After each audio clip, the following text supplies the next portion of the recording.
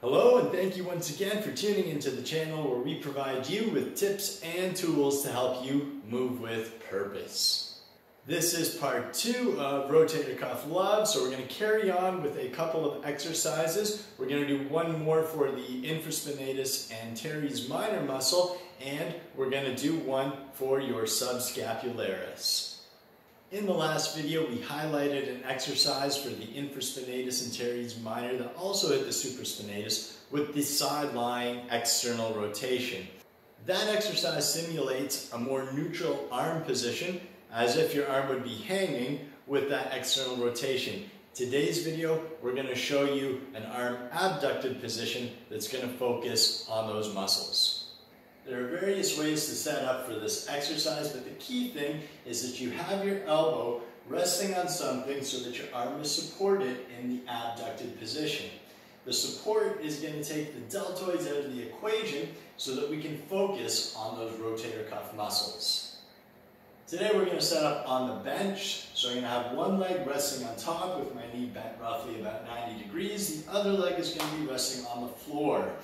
I'm going to position myself nice and tall, so I'm thinking tall through the crown of my head, and my torso is going to be facing directly between my legs. I'm going to hold that dumbbell up into this position so that my forearm is perpendicular with the ground. I'm going to rest my elbow right on top of my knee.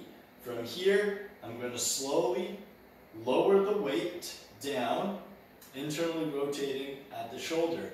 I'm going to go as low as I can, so as low as your range is going to allow you, and you're going to feel a little bit of a stretch back there, and then you're going to externally rotate back up to that top position.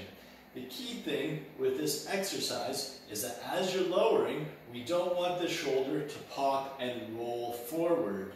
So we want to make sure that it is just the ball and socket rotating as opposed to the entire shoulder complex carrying through with it. So we want to go nice and slow with this motion, all the way down, get as much range as you can, and then you're going to externally rotate, coming back up to that top position. This exercise can also be performed on the floor if you don't have a bench to sit on.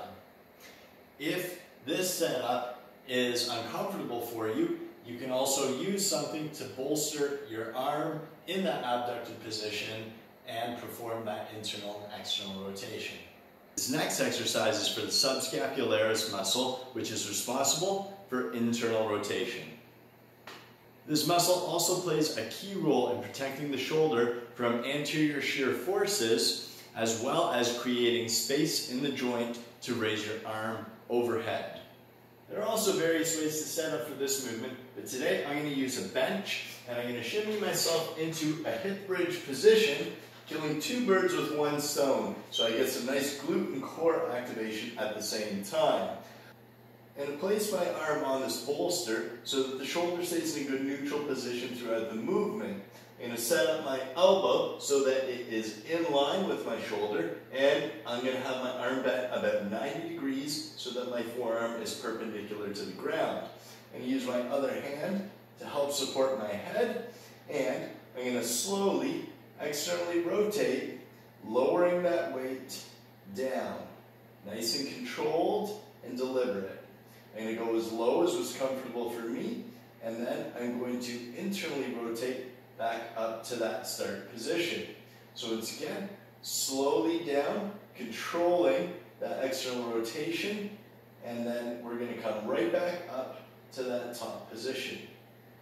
Bonus with this position is that we can also get some internal rotation work done by rotating internally all the way forward down to the level that's comfortable for you, and then externally rotating back. So we can go into a full external rotation with this movement, and then come all the way down into internal rotation. The key thing when you're in this internal rotation position is just to make sure that the shoulder doesn't pop up and compensate for a lack of flexibility when you're here. And this movement can also be performed on the floor if you don't have a bench available to you. Thanks again for watching this video. Recommended protocols will be in the description below, so you can check that out. If you found this video helpful, please like it, subscribe, and share it with your friends. Thank you so much.